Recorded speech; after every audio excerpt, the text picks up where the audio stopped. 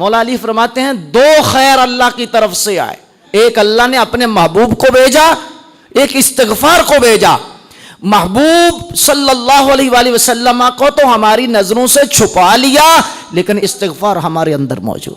استغفار کا دروازہ بند، یہ دروازہ جب بند ہوتا ہے نا، شیطان کی سب سے بڑی جو چال ہے وہ مایوس کرنا ہوتی ہے۔ تو کامیاب نہیں ہو سکتا، تو چل ہی نہیں سکتا، یہ اسے مایوس کرتا ہے، گناہ کرتا ہے، پھر مایوس کرتا ہے، پھر مایوس کرتا ہے۔ فرمایا تو نے مایوس نہیں ہونا، وَرَحْمَتِي وَسِعَتْ عَلَىٰ كُلِّ شَيْءٍ، آخری دم تک اس سے لڑتے رہنا، رب کا دروازہ کھلا ہی رہے گا، اللہ کا دروازہ بند نہیں ہوگا۔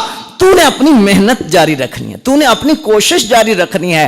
اگر تجھ سے گناہ ہو گیا ہے تو فرمایا پھر توبہ کر لے، پھر سے چلنا شروع کر دے۔ تجھے نفس نے گرا دیا ہے، اللہ بھی تو دیکھ رہا ہے نا۔ حضور نے ارشاد فرمایا، فرمان کا مفہوم ہے، فرمایا کہ گناہ پر قائم رہنے والا وہ ہوتا ہے جو استغفار چھوڑ دیتا ہے۔ فرمایا استغفار کرنے والا، گناہ پر قائم رہنے والا۔ سرکار نے یہ وہ مرہم اس وسوسے کی مرہم دی ہے کہ جو وسوسہ آتا ہے، یار میں تو توبہ استغفار کرتا ہوں پھر گناہ کر لیتا ہوں، توبہ استغفار کرتا ہوں پھر گناہ کر لیتا ہوں۔ اس کا مطلب گناہ کی ترغیب نہیں ہے۔ اس کا مطلب کیا ہے؟